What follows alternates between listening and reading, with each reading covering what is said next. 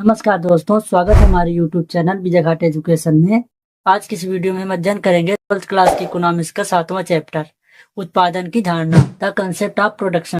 इस वीडियो में सबसे पहले हम उत्पादन का अर्थ एवं उत्पादन की परिभाषाओं का अध्ययन करेंगे। उसके बाद उपयोगिता सृजन की रीतियों का अध्ययन करेंगे। उत्पादन का अर्थ एवं परिभाषा। उत्पादन शब्द से क्या तात्पर्य है या उत्पादन होता क्या? सबसे पहले हम उत्पादन का अर्थ समझते हैं। साधारण भाषा में उत्पादन का अर्थ वस्तु के निर्माण से लगाया जाता है। क्या होता है, जब वस्तु का निर्माण होता है तो क्या कहलाता है? उत्पादन कहलाता है। एक नॉर्मल लैंग्वेज में, है ना, एक सिंपल सी लैंग्वेज। उत्पादन का अर्थ क्या होता है? वस्तु का निर्माण। वस्तु के निर्माण से क्या होता है? उत्पादन का अर्थ होता है। लेकिन हमारे जो साइंटिस्ट हैं, वैज्ञानिक है, वो उत्पादन का अर्थ वस्तु के निर्माण से नहीं समझते। वो कहते हैं कि केवल वस्तु का निर्माण से उत्पादन नहीं होता है। मनुष्य पदार्थ को ना बना सकता है, ना ही नष्ट कर सकता है, सिर्फ उसका वह रूप परिवर्तन कर सकता है। क्या करता है? मनुष्य जो पदार्थ होता है उसको ना बना सकता है, ना ही नष्ट कर सकता है, सिर्फ उसका क्या करता है? रूप परिवर्तन कर सकता है। और रूप परिवर्तन करके उत्पादन करता है। उसका अर्थ क्या होता है? उत्पादन से लगाया जाता है। जैसे एक बढ़ई होता है, वो क्या करता है? मेज या कुर्सी बनाता है। क्या करता है? लकड़ी का रूप परिवर्तन करता है। लकड़ी को छीलता है, काटता है और उसे एक नई मेज या कुर्सी तैयार करता है। कारपेंटर क्या करता है? वस्तु का उत्पादन करता है, यानी वस्तु का रूप परिवर्तन करके उत्पादन करता है और रूप परिवर्तन करके उस वस्तु का अधिक उपयोगी बना देता है। तो हम ऐसा समझ सकते हैं कि अर्थशास्त्र में वस्तु का उत्पादन वस्तु के निर्माण से नहीं होता, बल्कि इसके रूप परिवर्तन से होता है। उपयोगिता के सृजन करने से उत्पादन का अर्थ होता है। अब हम मार्शल के अनुसार इसकी परिभाषा देखते हैं। व्यक्ति भौतिक पदार्थों का निर्माण नहीं कर सकता। मानसिक एवं नैतिक क्षेत्र में भले ही वह नए नए विचारों को जन्म दे सकता है, परंतु जब भौतिक पदार्थों के निर्माण की बात आती है तो वह केवल उपयोगिता का सृजन करता है। मार्शल जी ने क्या कहा कि व्यक्ति भौतिक पदार्थों का निर्माण नहीं कर सकता। जो व्यक्ति है वो भौतिक पदार्थों का निर्माण नहीं कर सकता। वो क्या करता है? मानसिक एवं नैतिक क्षेत्र में भले ही वो नए नए विचारों का जन्म दे सकता हो, लेकिन परंतु भौतिक पदार्थों के निर्माण की बात आएगी तो क्या करेगा? उपयोगिता का ही सृजन करेगा, है ना। अगर एक व्यक्ति कोई वस्तु बनाता है तो क्या करेगा? उसका रूप परिवर्तन करके नई वस्तु का सृजन कर देगा। वस्तु का निर्माण नहीं करेगा, सिर्फ उसका रूप परिवर्तन करेगा, उपयोगिता का सृजन करेगा। तो क्या कहलाएगा? उत्पादन कहलाएगा। तो आई होप कि आप लोगों को उत्पादन का अर्थ और उत्पादन की परिभाषा अच्छे से समझ में आ गई होगी। अब हम आगे बढ़ते हैं। दूसरा टॉपिक से हमारा है उपयोगिता सृजन की रीतियां, यानी उपयोगिता का सृजन कैसे होता है। उपयोगिता सृजन की रीतियां, मेथड ऑफ क्रिएटिंग यूटिलिटी। उपयोगिता सृजन की रीतियों में से 2-4 पॉइंट ऐसे हैं, उसके सहयोग से उपयोगिता का सृजन होता है। उन्हीं पॉइंटों का हम एक एक करके अध्ययन करेंगे। सबसे पहला पॉइंट है रूप परिवर्तन के द्वारा। रूप परिवर्तन से हम उपयोगिता का सृजन करते हैं। उपयोगिता का सृजन होता है कैसे? रूप परिवर्तन से। जब किसी वस्तु के रूप में परिवर्तन करके उपयोगिता में वृद्धि की जाती है, इसे रूप परिवर्तन द्वारा उत्पादन कहते हैं ना। जब कोई वस्तु होती है वो रूप परिवर्तन करके उसकी उपयोगिता में वृद्धि हो जाती है ना। कोई वस्तु है, उसका रूप परिवर्तन करके उसकी उपयोगिता में अगर वृद्धि हो जाए तो रूप परिवर्तन द्वारा उत्पादन कहलाएगा। वो कैसे उत्पादन कहलाएगा? रूप परिवर्तन द्वारा उत्पादन कहलाएगा। एक एग्जाम्पल, जैसे एक दर्जी है, कपड़े से शर्ट पैंट कोट आदि बनाकर कपड़े में रूप परिवर्तन करता है ना। एक दर्जी होता है, क्या करता है? कपड़े सिलता है ना। आप दर्जी को देखे होंगे, क्या करता है? कपड़े सिलता है। जैसे आप कपड़ा ले जाएंगे तो क्या करेगा? आपके कपड़े का एक शर्ट और एक पैंट बना के देगा, है ना। कपड़ा आप सिलवाएंगे, शर्ट और पैंट, है ना। क्या करेगा? उस कपड़े का रूप परिवर्तन कर देगा, शर्ट पैंट आपको सिल के दे देगा, है ना। कपड़े से क्या करेगा? उसकी उपयोगिता में सृजन कर देगा। तो क्या कहलाएगा? उसका रूप परिवर्तन करके उसका क्या करेगा? दर्जी क्या होता है? एक तरह का उत्पादन करता है। रूप परिवर्तन कर क्या करता है? उत्पादन करता है। तो इसका कौन सा उत्पादन कहलाएगा? रूप परिवर्तन उत्पादन कहलाएगा, है ना। फिर दूसरा टॉपिक है स्थान परिवर्तन करके। दूसरा पॉइंट क्या है? स्थान परिवर्तन करके। स्थान परिवर्तन करके क्या करेंगे? उपयोगिता का सृजन करेंगे ना।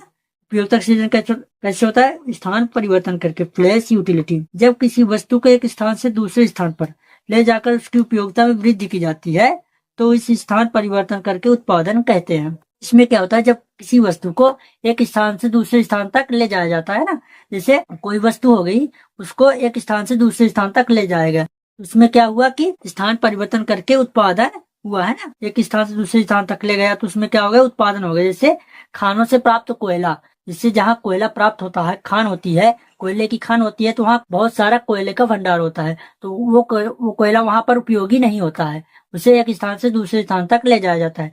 क्या करते हैं, कोयले का स्थान परिवर्तन करते हैं।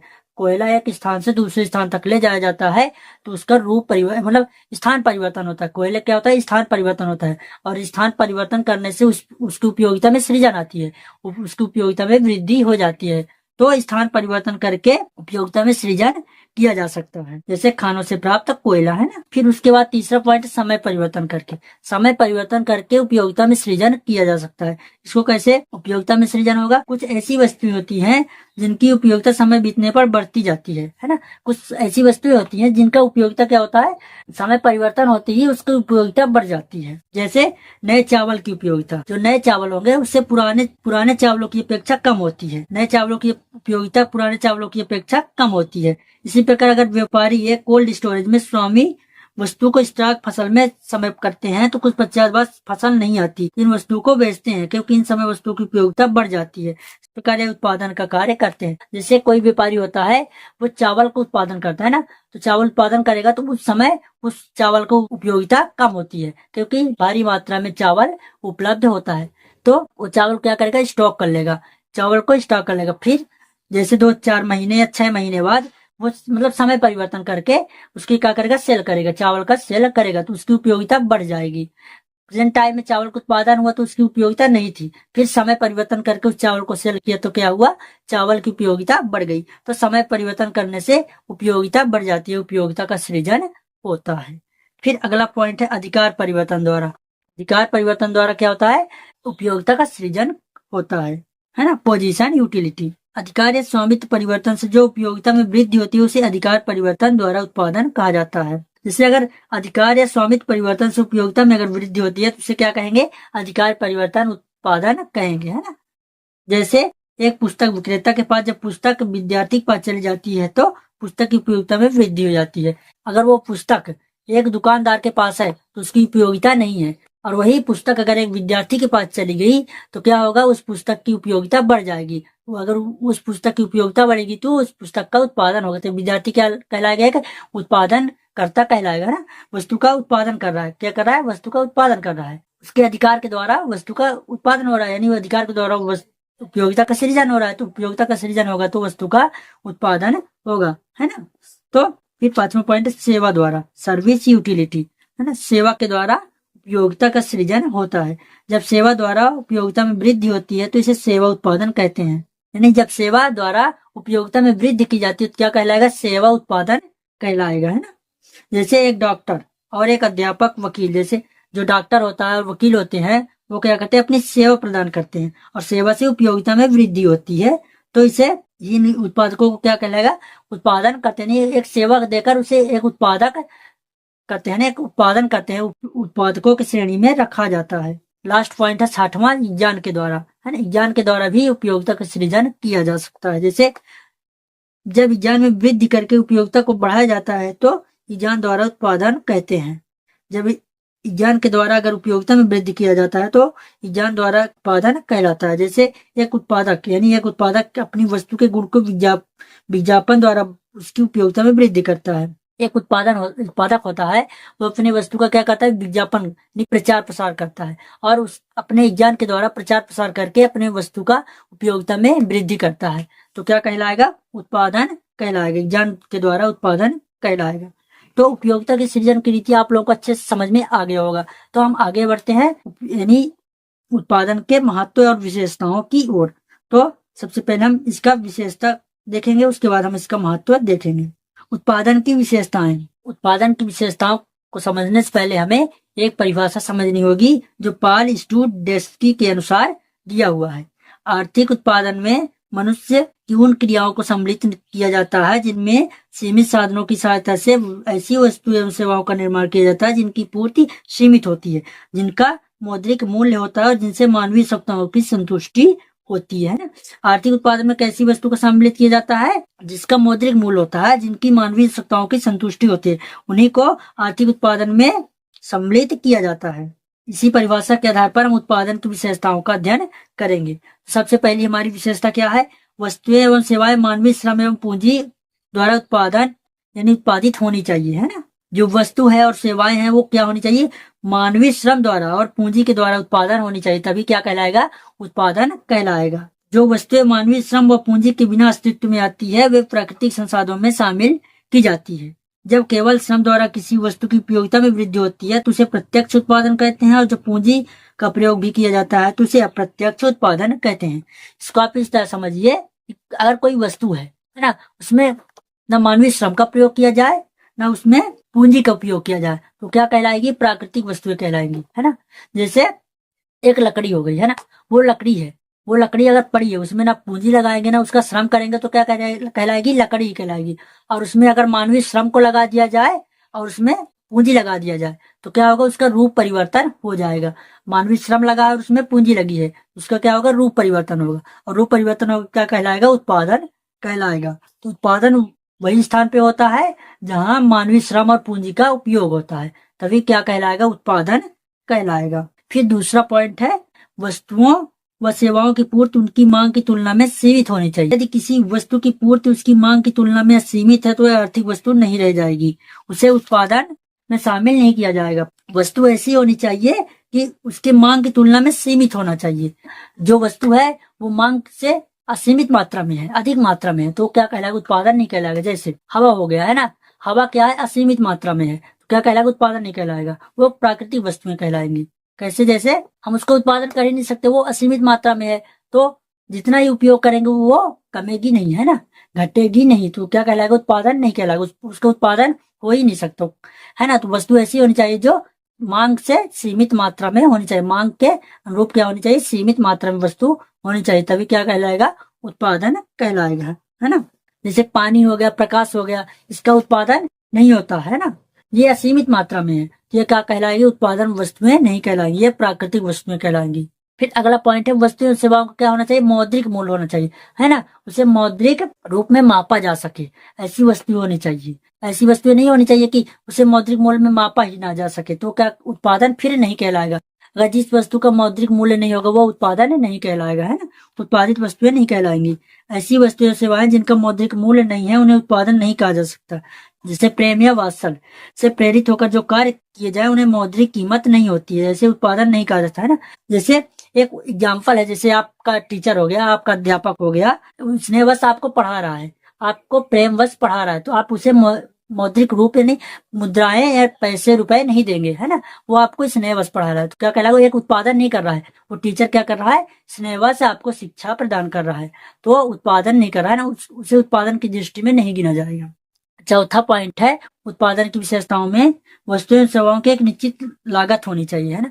जो वस्तुएं सेवाएं होती हैं उनका एक निश्चित लागत होनी चाहिए। जैसे उत्पादन तभी कहा जाएगा जब वस्तु में लागत आई हो, लागत न होने पर उत्पादन में शामिल नहीं किया जाएगा, है ना। जो वस्तुएं सेवाएं होती है उसमें एक लागत होनी चाहिए, है ना। जैसे कोई वस्तु है उसका हम उत्पादन कर रहे हैं तो उसमें लागत आनी चाहिए। अब बिना लागत के, बिना पैसे या रुपए खर्च करने से वस्तु का उत्पादन हो जाएगा तो उसमें वो उत्पादन के क्षेत्र में नहीं आएगा। जैसे किसी वस्तु का हम उत्पादन करेंगे तो उसमें लागत आनी चाहिए, अगर लागत नहीं आएगी तो क्या कहलाएगा? प्राकृतिक वस्तु कहलाएंगी, है ना।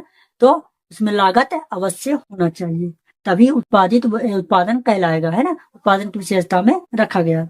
फिर पांचवा पॉइंट है, वस्तुएं सेवाएं प्रत्यक्ष अप्रत्यक्ष रूप से मानवीय आवश्यकताओं की संतुष्टि करने योग्य होना चाहिए। जो वस्तुएं सेवाएं होनी चाहिए वो प्रत्यक्ष और अप्रत्यक्ष रूप से मानवीय आवश्यकताओं को संतुष्ट करे, तभी उत्पादन की विशेषता की कैटेगरी में रखा जाएगा। जैसे ब्रेड का उपभोग से मानवीय आवश्यकताओं की प्रत्यक्ष संतुष्टि होती है, इसलिए इसे उत्पादन में शामिल करेंगे। इसी के साथ इसके उत्पादन में ओवन का उपयोग अवश्य होता है, जिसकी प्रत्यक्ष उपयोगिता नहीं होती। जिसे ब्रेड में उत्पादन से उपयोगिता होता है, इसलिए इसे उत्पादन में शामिल नहीं किया जाएगा। यानी जो वस्तुएं होती है उसे प्रत्यक्ष और अप्रत्यक्ष रूप से मानवीय आवश्यकताओं की संतुष्टि करे, तभी वह उत्पादन में रखा जाएगा, है ना। तो आप लोगों को उत्पादन की विशेषता समझ में आ गई होगी। अगर उत्पादन की विशेषता आपको समझ में आई हो तो कमेंट बॉक्स में कमेंट करें, हम इसको और डिटेल से समझाने का प्रयास करेंगे, है ना। फिर हम उत्पादन का महत्व देख लेते हैं, है ना, इंपोर्टेंट ऑफ प्रोडक्शन। उत्पादन किन किन क्षेत्रों में महत्व होता है ना, इसका क्या लाभ है? मानवीय आवश्यकताओं की पूर्ति, उत्पादन क्या करता है? मानवीय आवश्यकताओं की पूर्ति करता है ना। जिससे किसी वस्तु का उत्पादन होता है तो क्या होता है? मानवीय आवश्यकताओं की संतुष्टि होती है। जिससे किसी वस्तु का उत्पादन हुआ, वस्तु की पूर्ति हुई, आपूर्ति से मानवीय आवश्यकताओं की संतुष्टि हुई। जैसे कोई व्यक्ति उत्पादन के पश्चात अपनी आवश्यकताओं की पूर्ति कर सकता है, उत्पादन नहीं होगा तो वस्तु का पूर्ति संभव ही नहीं है। अगर वस्तु की पूर्ति नहीं होगी तो उत्पाद क्या होगा, मानवीय आवश्यकताओं की संतुष्टि नहीं होगी, है ना। तो मानवीय आवश्यकताओं की पूर्ति उत्पादन करता है। दूसरा पॉइंट है जीवन स्तर का निर्धारण। जीवन स्तर का निर्धारण, उत्पादन से जीवन स्तर का निर्धारण होता है ना। किसी व्यक्ति या समाज जीवन स्तर उत्पादन की मात्रा तथा प्रकार पर निर्भर करता है। जिस देश में जितना अधिक उत्पादन होगा उस देश में जीवन स्तर उतना ही ऊंचा होगा, और जिस देश में उत्पादन कम होगा, है ना, उत्पादन की मात्रा कम मात्रा में होगा, क्या होगा, वहाँ की जीवन स्तर बहुत नीचा होगा, है ना। फिर तीसरा पॉइंट है व्यापार और वाणिज्य की प्रगति। जो व्यापार और वाणिज्य है उसमें प्रगति भी होनी चाहिए, है ना। अगर व्यापार वाणिज्य में प्रगति नहीं है तो उस देश का उत्पादन बहुत कम है। जब किसी देश में उत्पादन की मात्रा अधिक होती है तब वह देश व्यापार व वाणिज्य की उन्नति कर सकता है। अतः देश का व्यापार और वाणिज्य उत्पादन की मात्रा पर निर्भर करता है। फिर लास्ट पॉइंट है चौथा, सार्वजनिक आय में वृद्धि। सार्वजनिक आय में वृद्धि होगी तो उत्पादन अधिक होगा, सार्वजनिक आय में वृद्धि कम होगी तो उत्पादन कम होगा। जैसे किसी देश में वस्तु का जितना अधिक उत्पादन होगा उतना ही अधिक उपभोग होगा, और सरकार में वस्तुओं में कर लगाएगी, और करों से जो आय अधिक प्राप्त होगी वह आय को सरकार सामाजिक हित में व्यय करेगी, सार्वजनिक आय में वृद्धि होगी, है ना। आप इसको ऐसे समझिए, कोई देश है, वो उस देश में सबसे अधिक उत्पादन होता है ना, वो उस देश में क्या होता है, सबसे अधिक उत्पादन होता है। और जब उत्पादन होता है वस्तु का उपभोग भी होता है, और वस्तु का उपभोग होता है, सरकार क्या करती है, कर लगाती है। सरकार कर लगाती है, उससे जो कर प्राप्त होता है वो सामाजिक क्षेत्र में अधिक व्यय करती है, और सार्वजनिक आय में भी वृद्धि होती है ना। तो आपको उत्पादन का महत्व भी समझ में आ गया होगा। अगर इस वीडियो में आपको कोई भी टॉपिक्स अगर समझ में आया हो तो आप कमेंट बॉक्स में कमेंट करिए, हम इसको और अच्छे से समझाने का प्रयास करेंगे। अब इसके बाद हम उत्पादन के साधनों का अध्ययन करेंगे। दोस्तों, अगर वीडियो आपको लोगों को अच्छी लगी तो अपने दोस्तों में भी शेयर करें। Thanks watching for my video.